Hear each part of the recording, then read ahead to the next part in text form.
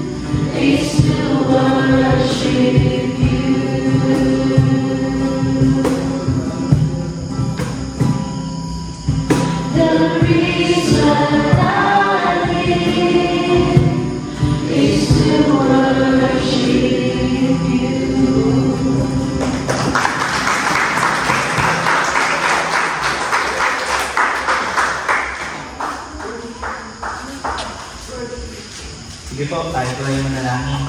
Dakilang Diyos, ang maraming banal. Kami po ay nagpapasalamat at pupuri po sa inyo sa gabing ito, Panginoon. Tunay nga, Lord, when we look into your holiness, Lord, lahat ng bagay sa aming kapaligiran ay nagiging anino na lamang, Panginoon. Napakalinaw at napakaganda, Lord, nung landas na inilatag mo, Panginoon, na aming lalakaran. Salamat po, Panginoon, sa iyong mga salita at sa iyong mga panukala sa aming mga buhay. At wala po, Lord, na makakahadlang sa proseso na ginagawa mo sa amin tungo sa kabanalan. At wala nawa makadistract po sa amin, Lord, sa aming pagdilingkod sa iyo hanggang sa makita ka namin ng mukhaan, Panginoon. Pagpalain niyo po, Lord, ang gawing ito, yung mensahe, Panginoon, na ipinagkatiwala niyo po at ipahahayag niyo po sa amin lahat ay magsilbing pagpapala, kalakasan, katatagan, paalala at pagtatama ng aming buhay pananampalataya. At patuloy kami lumago sa pagkakilala po sa inyo, Panginoon. Marami pong salamat, Lord. Inihiling ko po, Panginoon, ang pangungunan sa atong Espiritu, magpahayag ka sa aming lahat, at ang papurit parangal ay tanging sa iyo lamang. Ito po ang aming dalangin sa pangalan ni Jesus. Amen.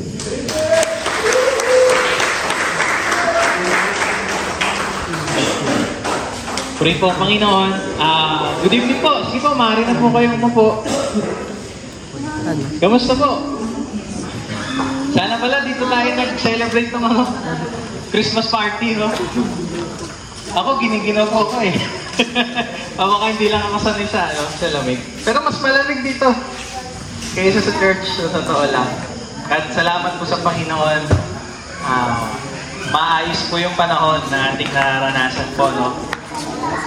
Ngayon po, no, hindi naman po lingid po sa atin ang topic po ng family town, no? Sabi dyan, fix your eyes on Jesus. Pwede po, sabay-sabay tayo, basahin natin.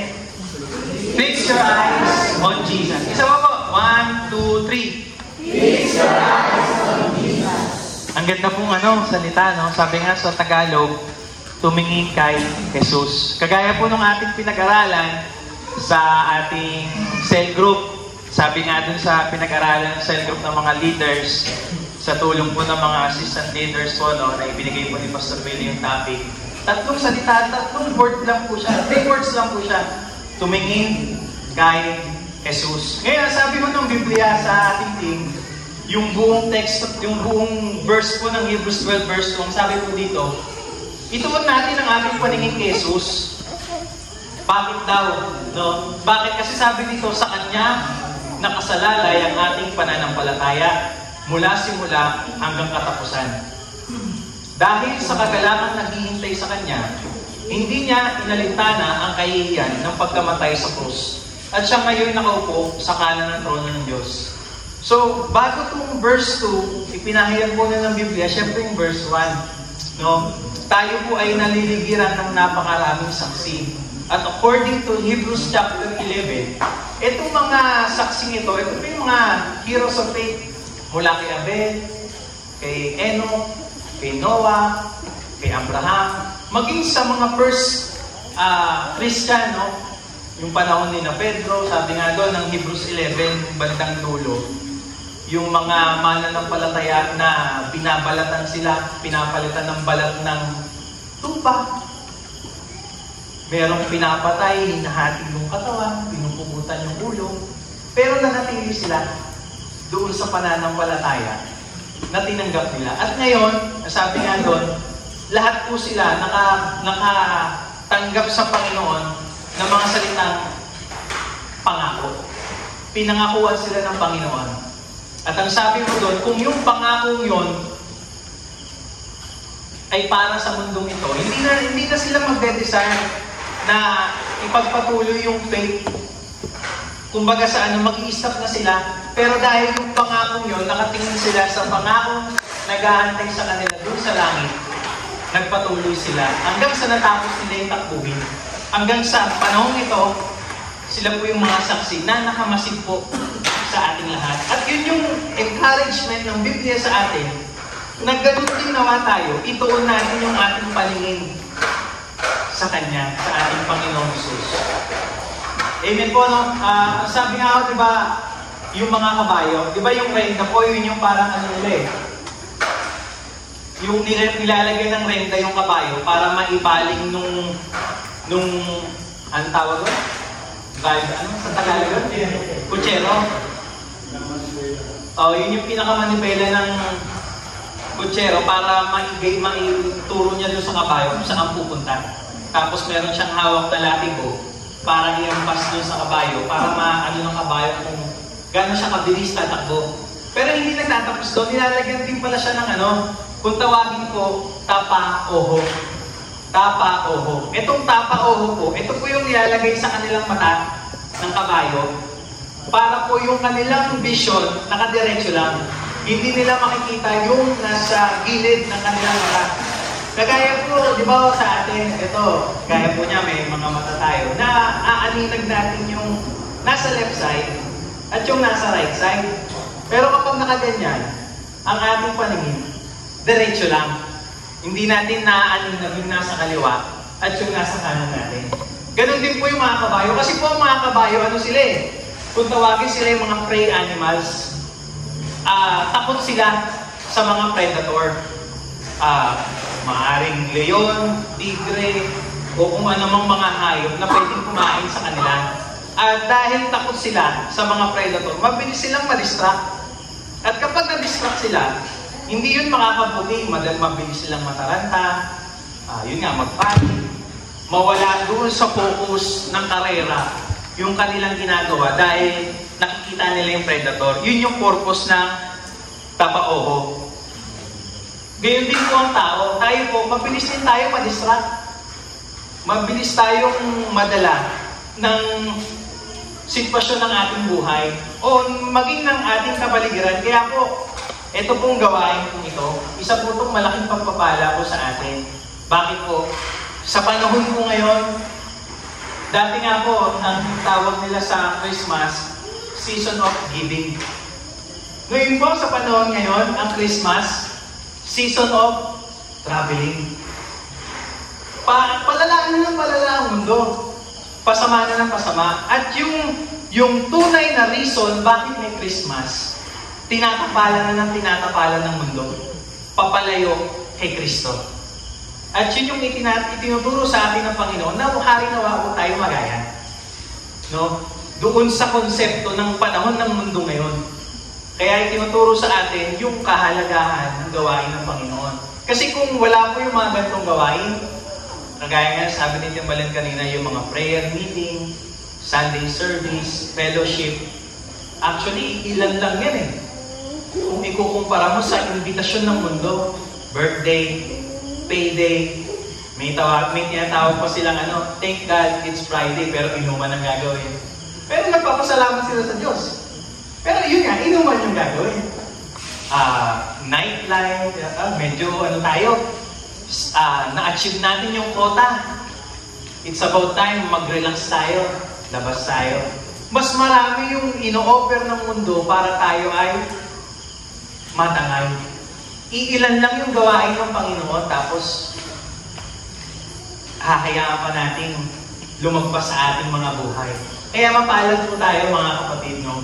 Isa po itong training sa atin ng Panginoon at kalakasang spiritual para hindi tayo madaling matangay ng mundo. Amen po, no?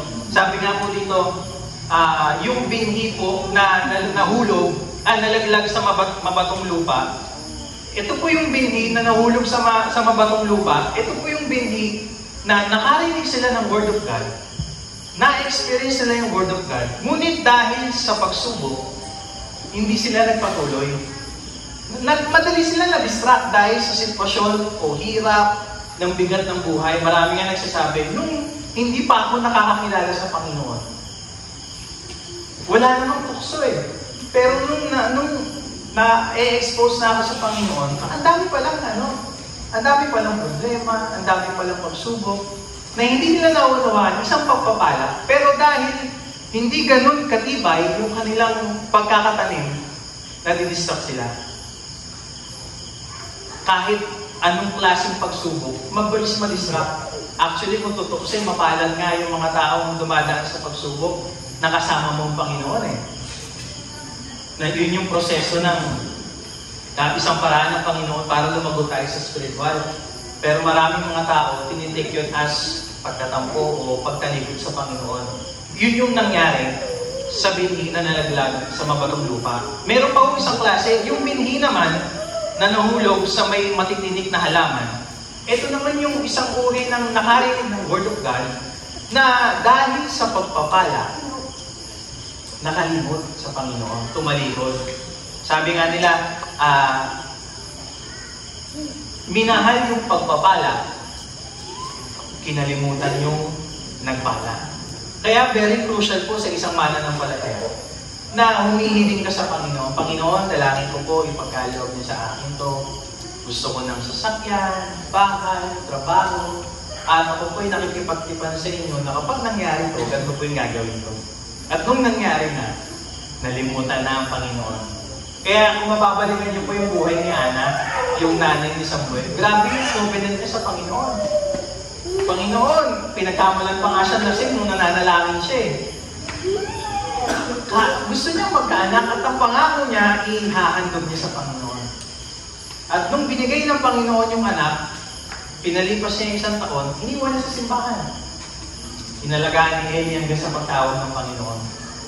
At halinawa, tayo po, no, sabi nga ng Panginoon, kung oo, oo, kung hindi, hindi. Mahalaga sa isang mananampalataya, kapag nakipag-commit ka sa Panginoon, kapag nakipag-covenant ka sa Panginoon, siguraduhin mong tutuparin mo. Dahil delikado po yung kapag hindi mo tinupad yung pangako mo sa Panginoon. Kagaya po nitong binhing ito na nahulog sa matitinig na halamanan.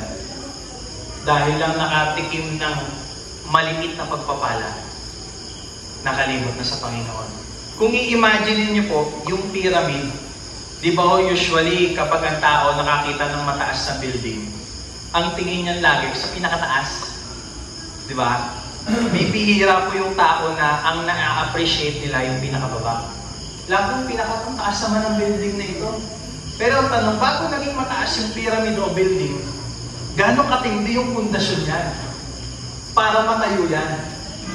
Tulad po ng pyramid, yung kaliit-liitang tuktok niyan, yung po yung na-appreciate ng tao. Ganon din po sa atin. Minsan, yung pinansyal na pagpapala na siyang pinakamaliit na uri ng blessing, yun pa yung pinahahalagaan ng tao. At minsan nga, nakakapag-isip ang isang mananampalataya na, ay, mapalad to. Ay, malagong Kristiyano to kasi financially blessed to. Hindi po. Number one na blessing na pinaka-importante, spiritual blessing. Yun yung number one. And then everything will follow.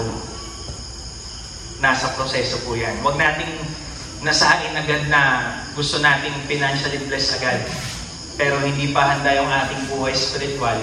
Magagaya po tayo kung sabihin yun na nahulog sa matitinig na halamanan. Kaya maraming mga nakaka-experience sa Panginoon na dahil sa pagsubok o pagpapala, tumatalikod sila. Pero alam niyo po, napakapalad po natin, no? Kasi tayo po, hindi po tayo kabilang sa mga tumatalikod.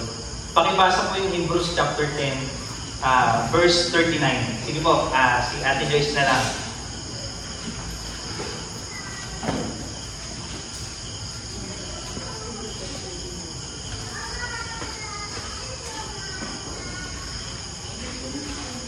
Hebreo chapter 10, verse 39. Ito po ang sinasabi, ngunit hindi tayo kabilang sa mga tumatalikod at napapahamak, kundi sa mga may pananampalataya at nalilitas. Amen po, no? Yung mga mananampalataya na tunay na tumanggap sa Panginoon, hindi sila kabilang sa mga tumatalikod. No? Maaring at tayo, maka-experience tayo ng panlulubaypay sa ating buhay spiritual, panghihina. There are times, may mga Kristiyano na nagbabackslide. Ibig sabihin, nakatingin ka sa Panginoong Hesus, pero naglalakad ka pa atras. Yun yung backslide. Parang kagaya ni Michael Jackson na bumunwalk, no? May mga ganon. Pero kapag tumalikod ka sa Panginoon, ibang usapan na yun. At ang sabi ng Biblia, tayo po, hindi tayo kabilang sa mga tumatalikod. Dahil sigurado po tayo na yung ating mga paningin nakatuon kay Jesus.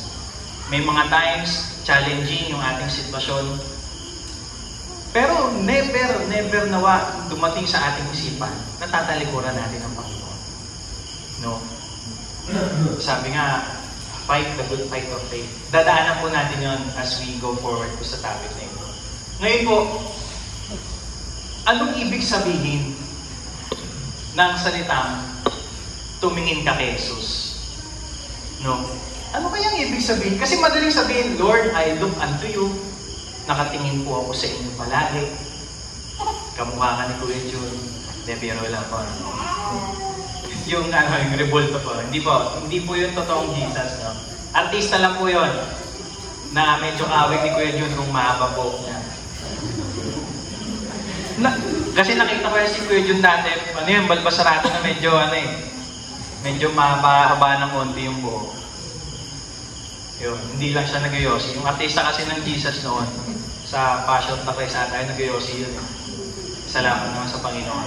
So yun, no? Anong ibig sabihin ng tumingin ka kay Jesus? Unang-una, pag sinabi mong nakatingin ka kay Jesus, ibig sabihin, wala kang ibang inaasahan, kundi siya. Number one, umaasa ka kay Jesus. Pangalawa, hindi ka tumitingin sa iba. At pangatlo, minamahal mo siya. Amen po, no?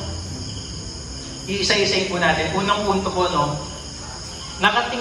Tumitingin ka kay Jesus. Bakit? Kasi umaasa ka sa Kanya. Basahin po natin yung Jeremiah 17. Verse 7 to 8 po. Pakibasa po, Ate Antoinette. Mahalaga po kasi sa isang nakatingin kay Jesus na umaasa ka sa Kanya na meron kang pagtitiwala. Kasi mahirap sabihin na ang isang mananampalataya na umaasa ako sa iyo, Panginoon. Pero hindi ka naman nagtitiwala sa Kanya, di ba? There are times nagpe-pray tayo, tapos after ng prayer natin, parang balisa pa rin tayo, nag-aalala pa rin tayo, nag-iisip pa rin tayo kung ano yung gagawin natin para masolusyonan yung bagay na ito. Kaya dapat maunawaan po natin na yung pagtingin natin kay Jesus na umaasa tayo sa Kanya, kaakibat nito, yung meron kang pagtitiwala po sa Kanya. Sige po, basahin natin. 17:17. Jeremiah 17:17. Mapalad ang mga taong nagtitiwala kay Yahweh. Pagpapalain ang umaasa sa Kanya. Katulad niya ay isang punong kahoy na nakatanim sa tabi ng batihan. Ang mga ugat ay patungo sa tubig. Hindi ito mangangani kahit dumating ang tagtulog. Sapagkat mananatiling luntian ang mga dahon nito kahit hindi umulan ay wala itong aanay. Patuloy pa rin ito mamumunga. Amen po, no? Sabi ng Biblia, yung nagtitiwala, yung umaasa sa Diyos, mapapalad po sila at inihalagtulad sila ng Panginoon sa punong kahoy na yung kanyang ugat nasa direktang source ng tubig ng batisan na kahit anong pagsubok na dumaan sa iyo, kapag nagtitiwala ka sa Diyos, hindi ka manlulupaypay, hindi ka pababayaan, at sigurado magtatagumpay ka. Kasi ang Panginoon, sabi nga, walang nagtiwala sa Diyos na napahiya. Sa tao, pag nagtiwala ka, malaki ang possibility na mapahiya ka, ma-disappoint ka, magtampo ka. Pero sa Diyos, hindi. Kaya sabi ng Biblia, mapalad ang nagtitiwala sa Kanya. Kaya sa ating buhay na nakatingin tayo kay Jesus, umaasa tayo sa Kanya, sikapin din natin, kaakibat nito, na meron tayong pagtitiwala sa Diyos. Dahil kung wala tayong pagtitiwala sa Diyos, ibig sabihin, hindi tayo umaasa sa Kanya. Amen po, no? Kagaya po ng ating mga anak, lalo na po yung mga nagpapaaral ng kolehiyo, hindi madali. Diba? Lalo na kung malayo ang kanilang binabiyahe, maaring, kagaya niya ni Label, eskola po, no?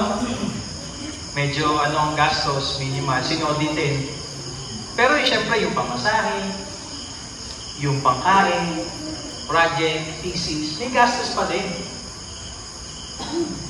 Hindi ka umaasa sa kanila na makakatapos sila within 4 or 5 years unless ipagkatiwala mo sa Panginoon. Ang Panginoon lang ang may kakayanan na magbigay sa kanila ng wisdom at knowledge at sipag para makatapos sila. Kasi kung sila aasahan natin, paano pag nagkamali sila?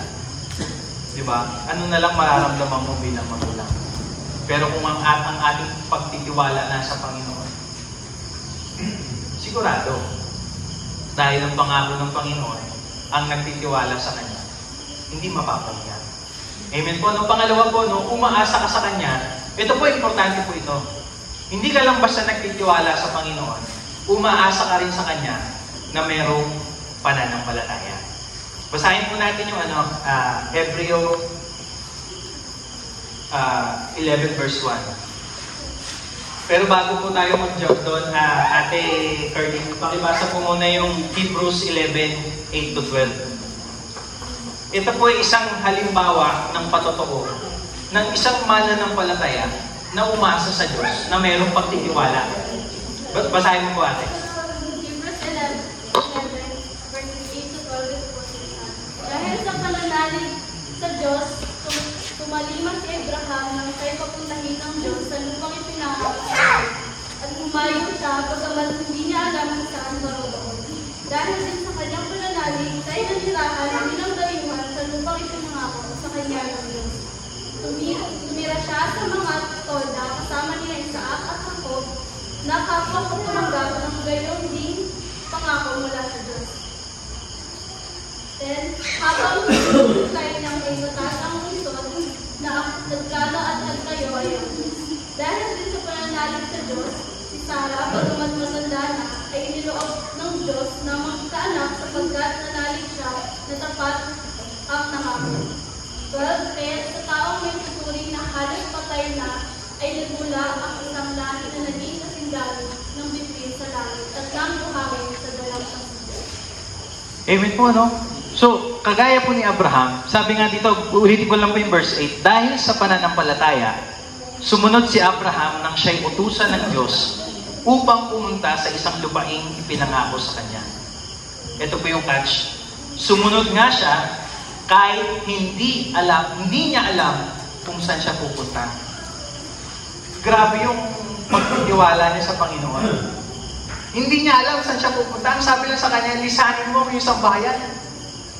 At pumunta ka sa lugar na sasabihin ko sa iyo. At kaya nga siya tinaguri ang Father of Faith eh.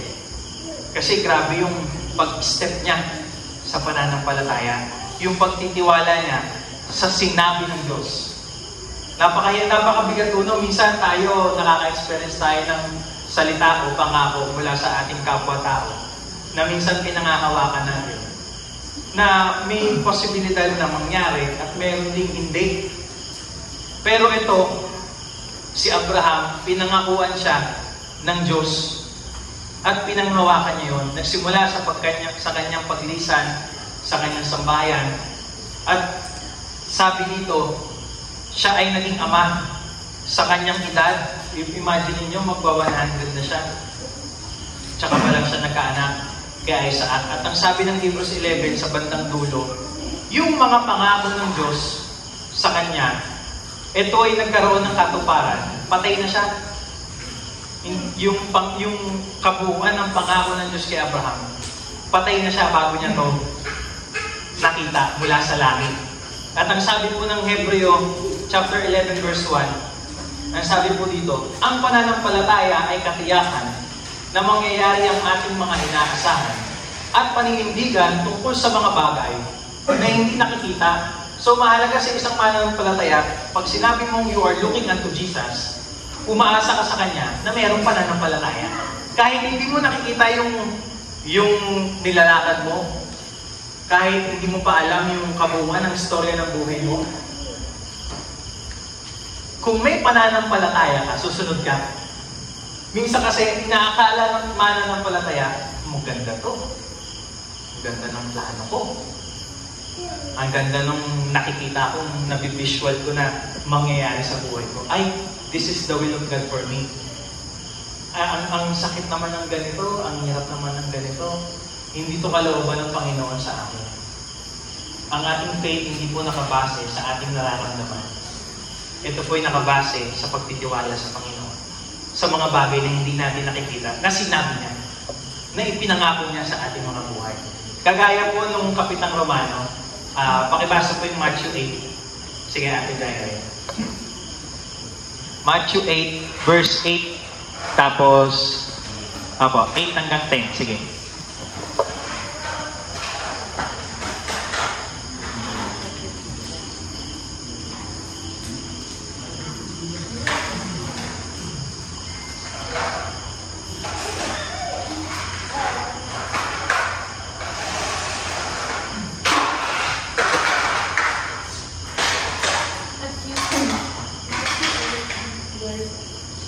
Verse 8. Ngunit sumagot sa kanya, Ginoo, hindi po ako karapat-dapat na puntahan ko ninyo sa aking buhay. Sabihin mo lamang ninyo at gagawin ang aking Nay. Ako ay nasa ilalim ng mga nakatataas na pinuno at tapunan ay may nasasakupang mga kawas. Kung sabihin ko sa isa, pumayo ka, siya'y lumayo at sa iba. Halika, siya'y lumapit at sa aking nalipid. Gawin mo ito at ginawa niya. Namangha si Jesus ng malilito at sinabi niya sa mga tao sumusunod sa kanya, sinabi ko sa inyo, nakatagpo kayo sa Israel kalaking pananangin. Amen po, no? Itong Kapitang Romano, meron siyang katulong na naparalisado. At lumapit siya kay Jesus. Nag-request siya ng healing para dun sa kanyang alipin o katulong. Ang sabi po ng Panginoong Hesus sa kanya, sige, puntahan natin. Pero sabi sa kanya ng Kapitang Romano, huwag na po, sabihin nyo lang. gagaling na siya. Sabi ng Biblia, namanga si Jesus. Wala pa akong nakita na ganitong kalaking pananampalataya sa Israel. At sa madaling salita, itong katulong ng Kapitang Romano gumaling dahil sa laki ng pananampalataya ng Kapitang Romano. At yun din po yung ini-expect ng Panginoon sa atin. Na yung ating pag-asa sa Kanya, yung pag-rely natin sa Panginoon, hindi lang tayo basta nagtitiwala sa Kanya, nananampalataya din tayo sa Kanya. Kahit hindi natin alam kung ano kung kailan, kung saan, at paano tutugunin ng Panginoon yung ating mga panalangin. Sabi nga, when the time is right, diba? Isaiah 60 verse 22. In-emphasize po ito ng Panginoon, when the time is right, ako, ang Diyos mo, will make it happen. Kasi sa totoo lang, pwede naman sa pagsabihin ng Panginoon, when the time is right, it will happen.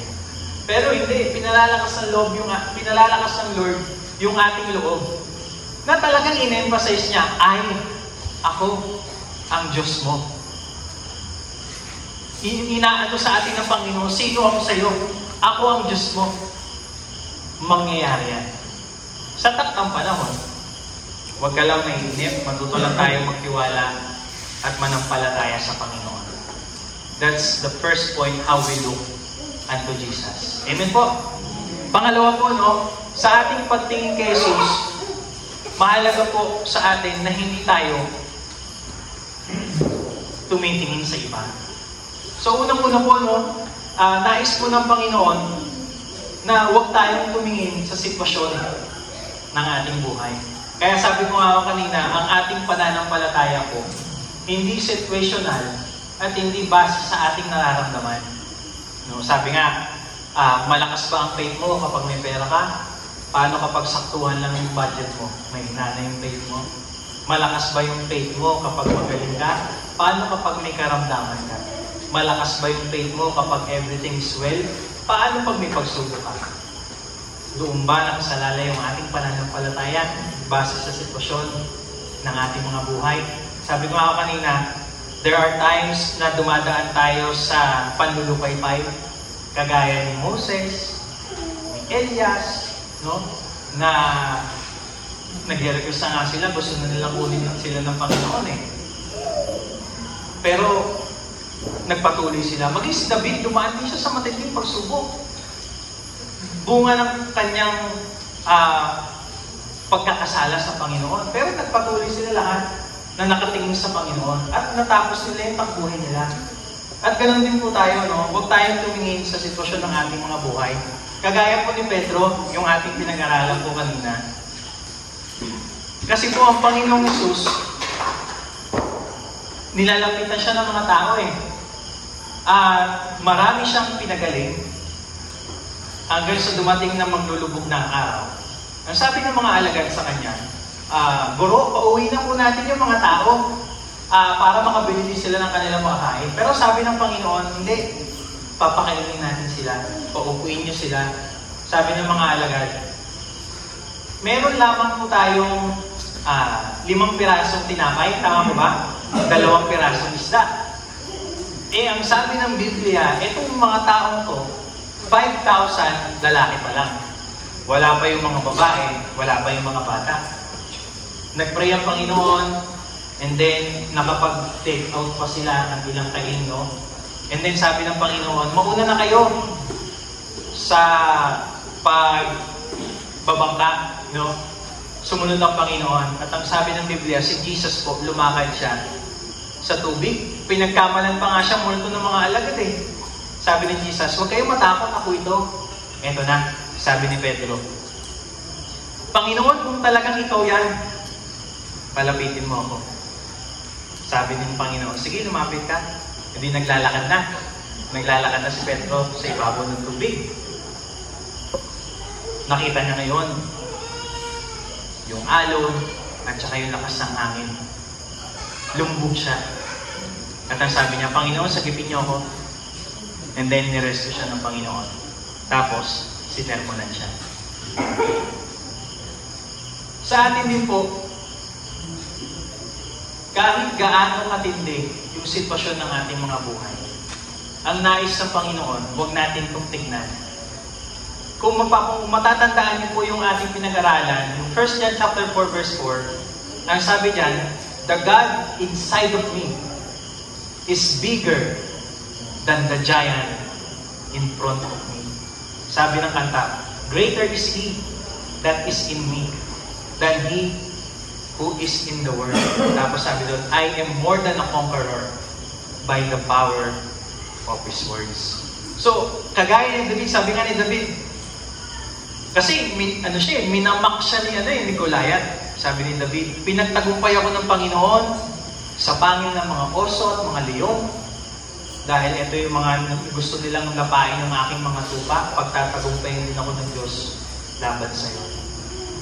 Kahit ang height ni David ay wala man lang kalahati ng height ni Goliath. So, and then sabi ng Bible, faith can move mountains. Faith pa lang yun. Ganon yung inaasahan sa atin ng Panginoon na pananampalataya yung mangibabaw sa atin, pagtitiwala na sa Panginoon. At huwag nakabase sa sitwasyon ng ating mga buhay. Kasi sabi ng Panginoon, sa mundong ito, puno ng kapigatian eh. Walang exempted, lahat tayo dadaan dyan. Pero sabi ng Lord, tibayan ninyo ang inyong loob. I have overcome the world. Ini-encourage tayo ng Panginoon na i-expect na natin, dadaan tayo dyan. Pero tibayan natin yung ating loob. Kung paano na pagtagumpayan ni Jesus ang sanlibutan ito, tumingin tayo sa Kanya para maging mananagumpay din po tayo. Pangalawa po, ganun din, hindi lang si Pedro, maging si Pablo, dumana siya ng katakot-takot na hirap. Kinagupit siya, binilanggo siya, pero nagpatuloy siya. Kung mababasa niyo po yung kabuuan ng Book of Acts, kahuli-huli yan, hanggang sa emperador. Naging faithful siya sa Panginoon. Napanood ko nga ako yung pelikulang Paul the Apostle of Christ. Ano siya based on Bible scholars, based on history, kung ano yung nangyari kay Pablo pagtapos ng Book of Acts, dun sa Roma. And then according dun sa kwento ng pelikulang yun, may mga Kristiyanong nagsimula ng kudeta laban sa mga Romano. Gusto nilang palayain si Pablo sa kulungan sa Roma kasi wala naman siyang kasalanan. Sa madaling salita, itong mga kabataang Kristiyanong ito, sumukod sila, pinatay nila yung mga gwardiya, hanggang sa dumating yung point, nandun na sila sa kulungan ni Pablo, i-rescue na nila si Pablo.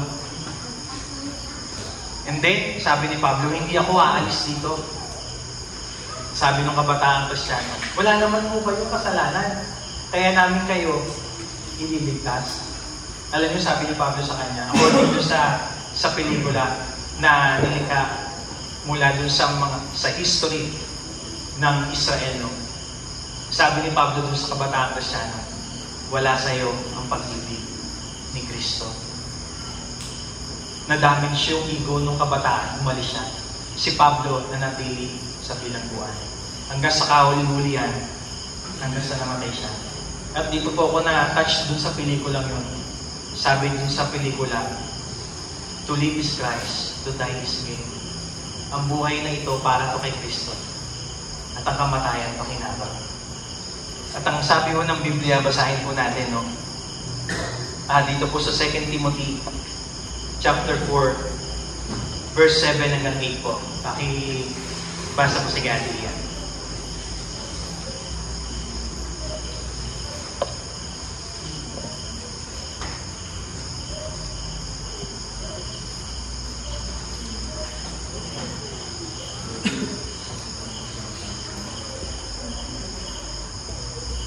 Timothy 4, 7 hanggang 8.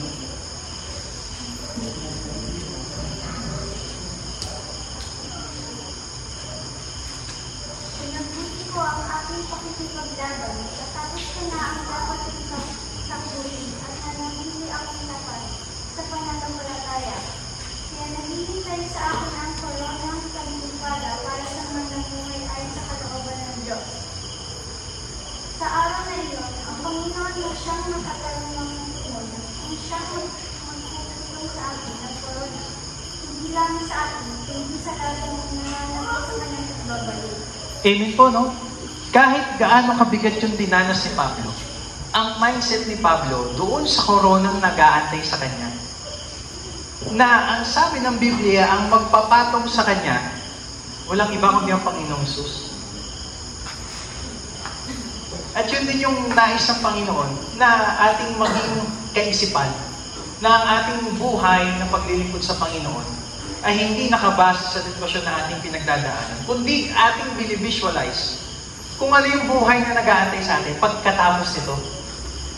Kung ano yung may experience natin at kung ano yung inihanda ng Diyos para sa atin. Yung bahay na ginagawa niya para sa atin, yung itsura ng langit, yung iba't ibang prutas na ating kakainin, yung fellowship kasama ng mga sinaunang mananampalataya, yung ating mga mahal sa buhay na nauna, na naging faithful sa Panginoon, na ating makakasama, yung ating mga mahal sa buhay na asawa natin, anak natin, na pagdating natin sa langit, mga kapatid natin, yung ating pagpupuri, pag-aawitan sa Diyos pagdating natin sa langit.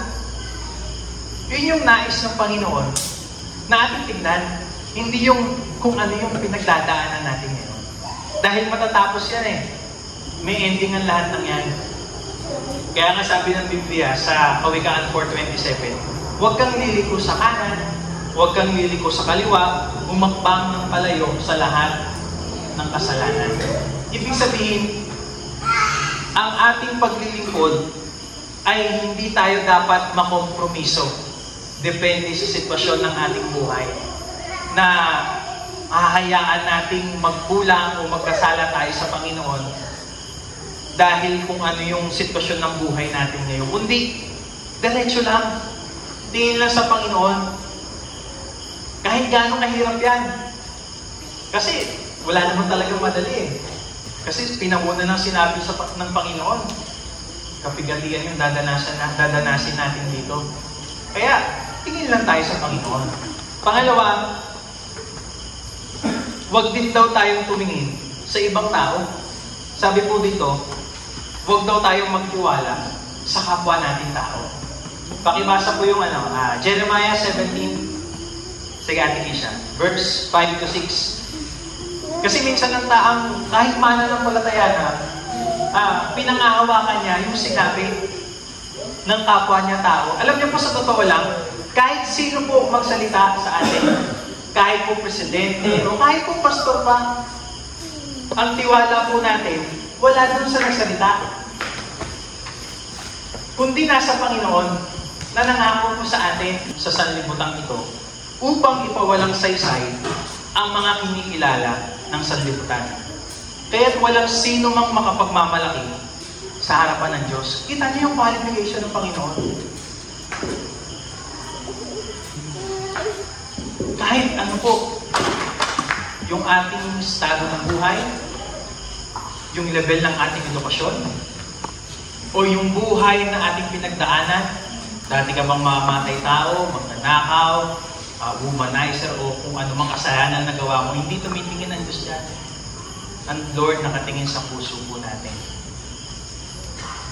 At ang maganda po sa Panginoon, kapag tayo po ay 1 John 1:9, kinonfess natin sa Panginoon kung ano yung mga pagkakasala natin sa Kanya, patatawarin tayo ng Panginoon. At yung pagpapatawad ng Lord, hindi lang basta pagpapatawad, kalilimutan din niya kung ano may nagawa natin kasalanan. At bibigyan niya tayo ng panibagong simula para magamit tayo ng Panginoon. Kaya kahit ano sabihin ng tao, wala ka namang pinag-aralan. Dati ka namang bisyo ka naman. Ngayon, word of God ka. Kayo lang nagsasabi niya. Pero sabi ng Diyos ko, I am chosen. Amen? Tinawag ako ng Panginoon. At gagamitin ako ng Panginoon. At walang makakahadlang. Para bang i-cancel kayo ng mga kaskwela niyo, kaibigan niyo, dahil sa pananampalataya niyo sa Panginoon. Para bang wala na kayong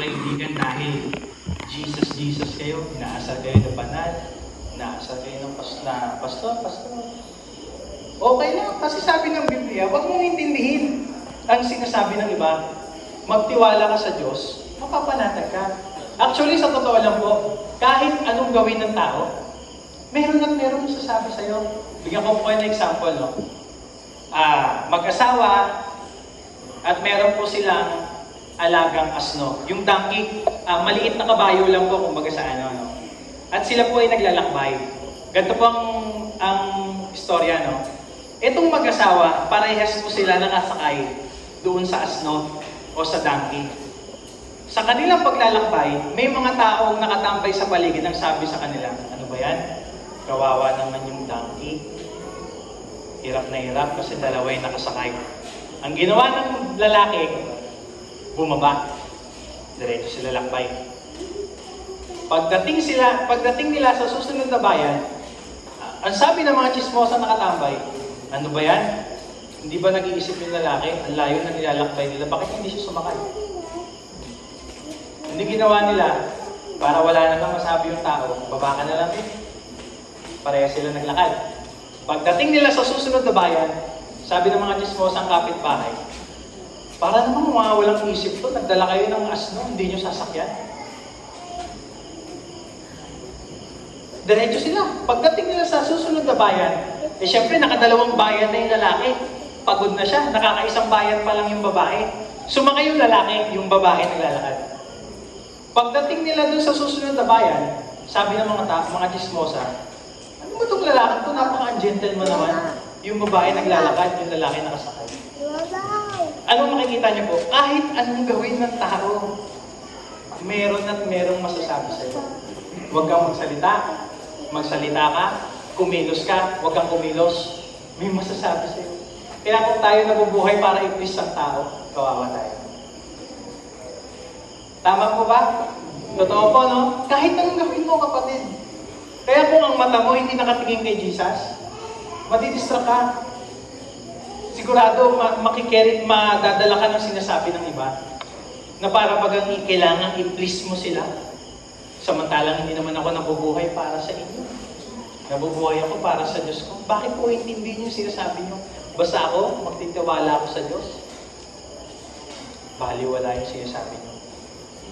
Kahit anong sabihin nyo sa akin, maglilingkod ako sa Diyos. At yun yung ini-expect ng Panginoon sa atin, na huwag nating intindihin kung ano man yung sinasabi ng iba sa atin. Ano pa po, no? Sabi po dito, huwag din daw tayong humatol sa ating kapwa. Sabi po ng Matthew chapter 7, ako na lang po mabasa, medyo mahaba po. Matthew chapter 7, verses 1 to 5.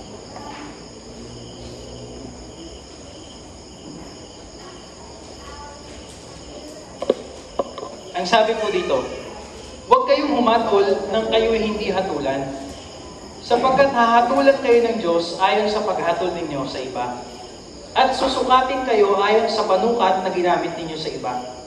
Bakit mo pinapansin ang puwing sa mata ng iyong kapatid, ngunit hindi mo pinapansin ang troso nasa iyong mata? Paano mong masasabi sa iyong kapatid, halika't aalisin ko ang puwing, gayong troso ang nasa mata mo?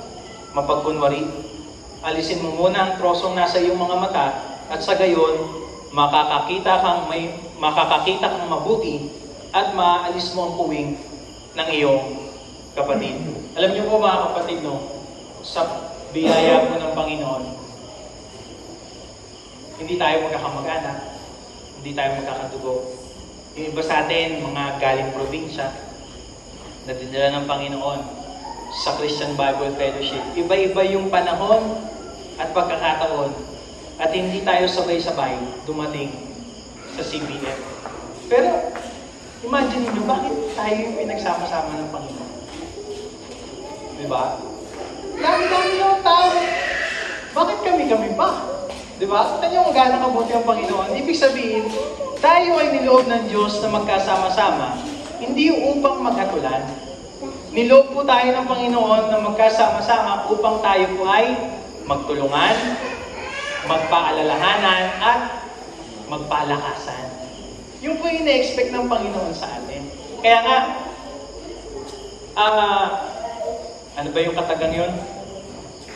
United we stand, divided we fall. Sabi ng Biblia, kung tayo magsasakmalan, mauubos tayo. Kaya ini-expect ng Panginoon, may nakikita ka ng lulupay-pay, alalayan natin, sharean natin, kung hindi man gusto yung approach natin, pag-pray natin sila, tulungan natin, i-encourage natin sila, pakitaan pa rin natin ng maganda at mabuti, at ipamuhay pa rin natin ang katwiran ng Panginoon sa kanila. Na sa ganon, makita ng Panginoon na yung iglesia ng CBF, nananalay na yung pag-ibig niya. At according to Acts chapter 2, sabi ng Bible, yung mga unang Kristiyano na laging nagtitipon-tipon, na nakikita ng Diyos na sila'y nagmamahalan ng totoo, araw-araw idinadagdag sa kanila ang mga kaluluwang maliligtas. Sapagkat naniniwala po ako, kahit anong husay natin na umayo, mangaral, magbahagi, magturo, kung wala namang pag-ibig, wala akong kabuluhan yun. Nonsense po yun. Sabi nga, faith, hope, love, but the greatest of them all is love. At yun yung ina-expect ng Panginoon sa atin. Kaya tayo pinagsama-sama. Nais ng Lord, lumago tayo sa pag-ibig na nanggagaling po sa Kanya. Amen po, no? At pangatlo po, huwag tayong tumingin sa ating sarili.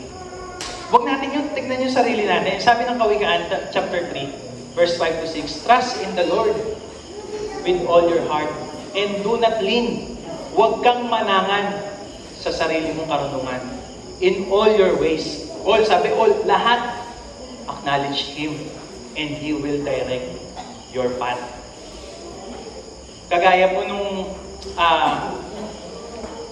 mayamang hangal, Ito pong mayamang hangal sa Lucas chapter 12. Ano po siya? Nag-iipon siya. At yung kanyang kamalig, puno na. Sabi niya, alam ko na gagawin ko, papagawa ko to, papagawa ako ng mas malaki. At mag-iipon ako ng mas marami. At nag-expect siya ng early retirement. Sabi ng Panginoon, hangal ka. Hindi mo nga alam kung hanggang kailan buhay mo.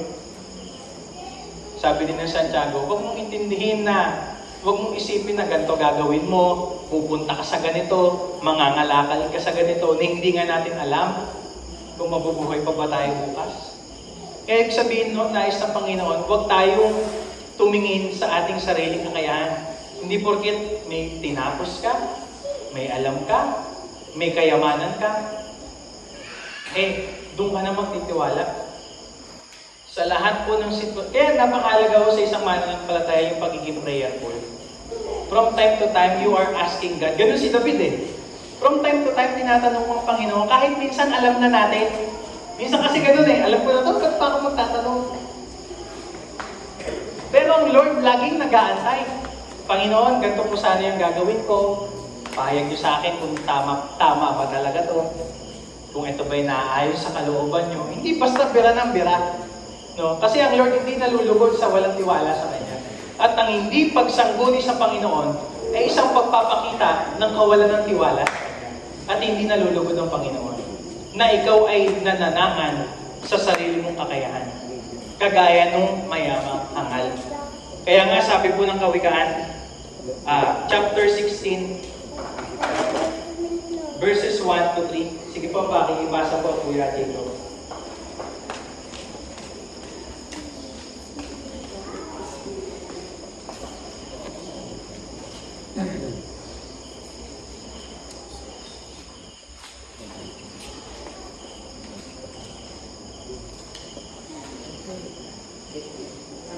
(16:1 to 3).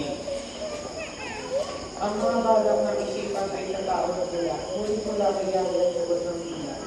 Verse 2. Ang akala ng tao ay tama ng Diyos, ngunit sa tuloy ng layo, si Yahweh ang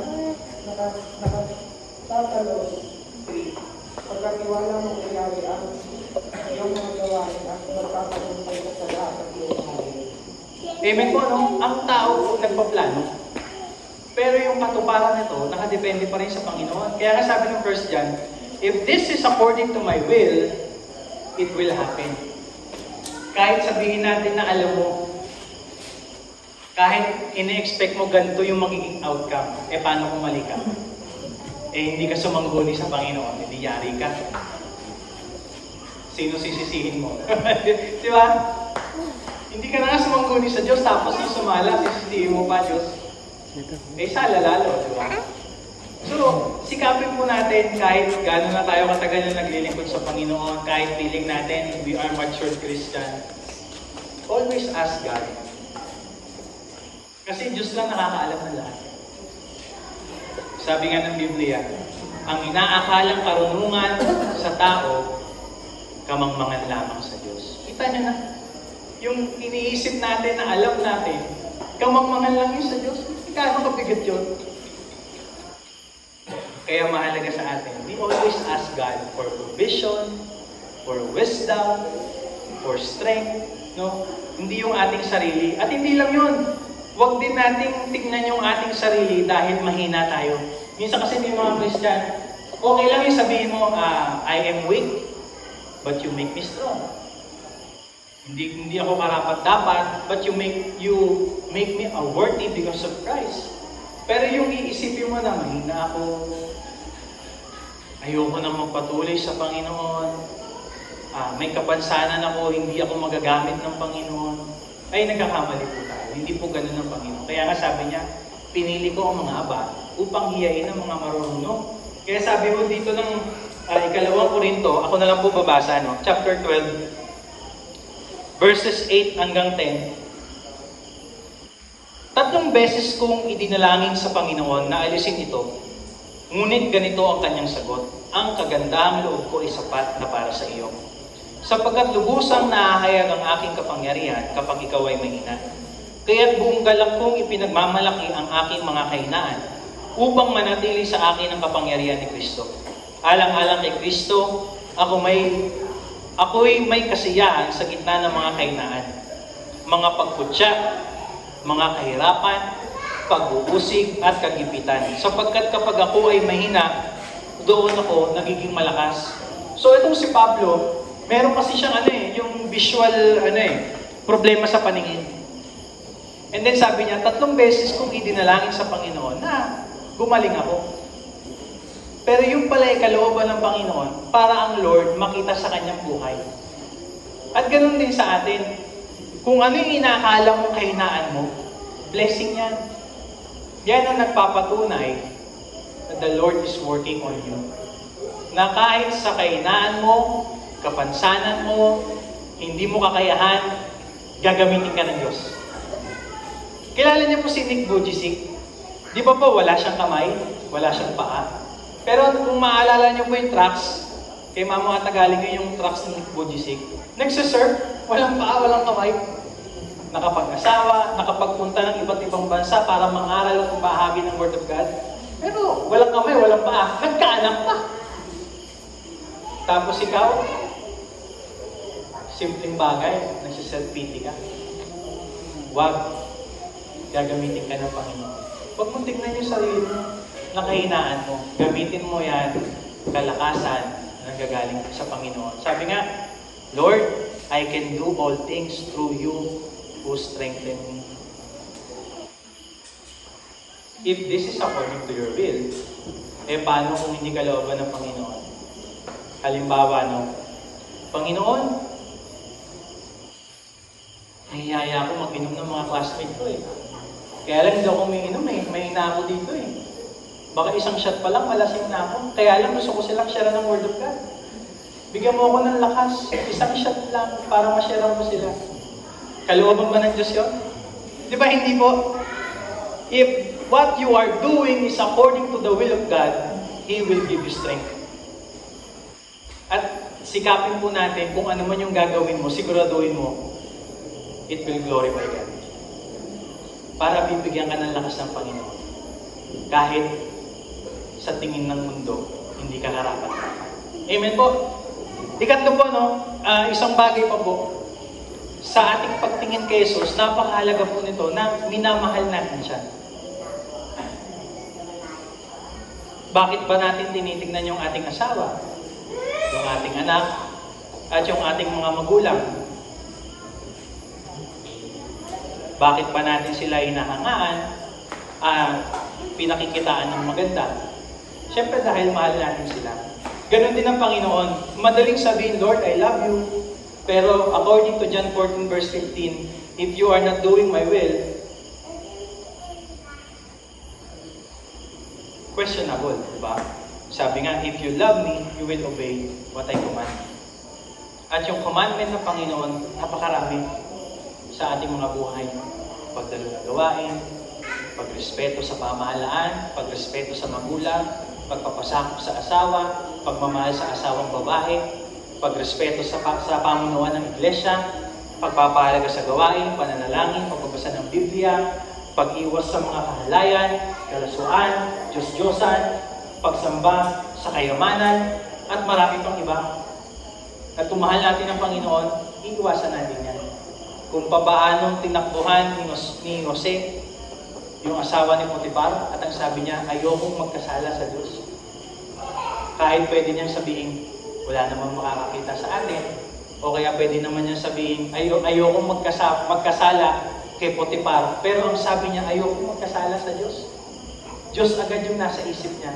Dahil ganun katindi yung pag-ibig niya sa Diyos. Kaya hindi siya nagdalawang isip na umiwas sa pagkakasala. At ganun din yung nais ng Panginoon sa atin. At panghuli po, yung ating pagmamahal sa Panginoon, meron tong pagnanasa na pinapangarap natin na makita siya. Kagaya po ng mga pantas. Di ba? Punong-puno sila ng kagalakan eh.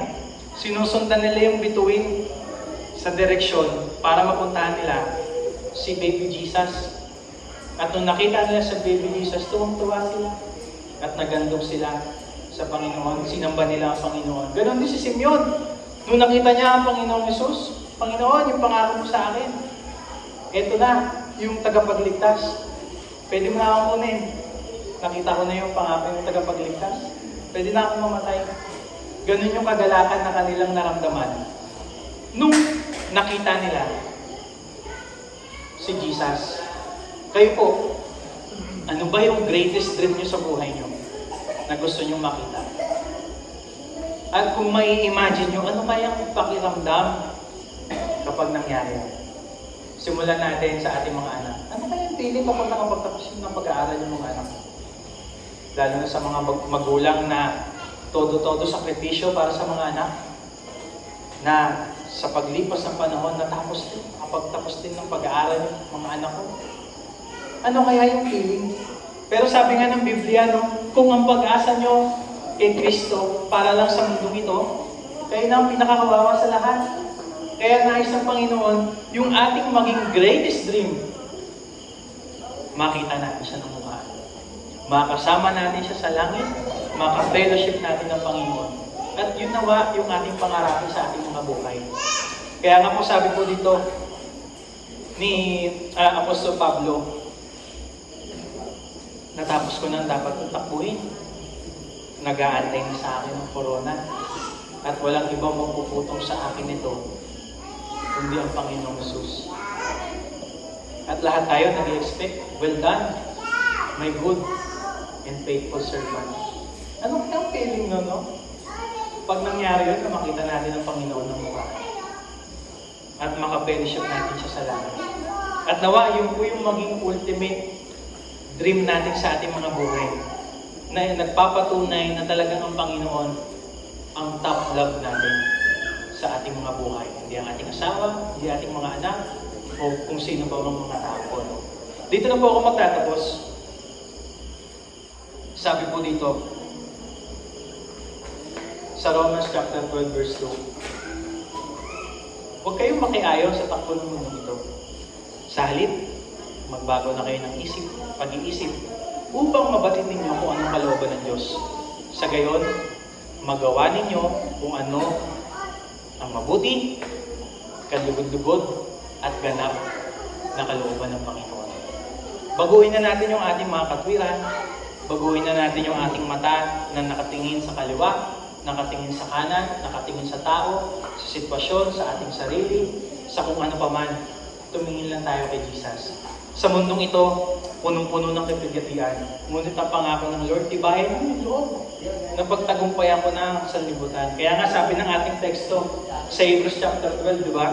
Verse 2, Sabi dito, dahil sa kagalakang naghihintay sa Kanya, hindi niya inalintana ang kahihiyan ng pagkamatay sa krus.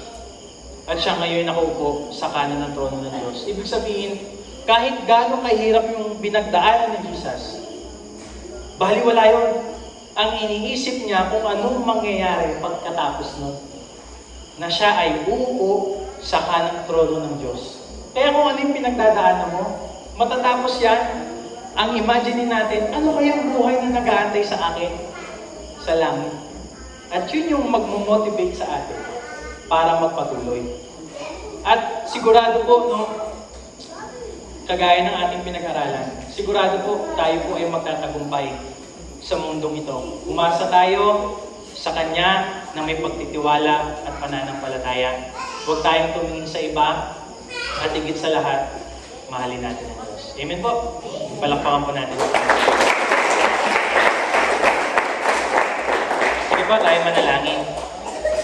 Dakilang Diyos, kami po ay nagpupuri na papasalamat po sa inyo sa mensahe at kapahayagan niyo po sa amin.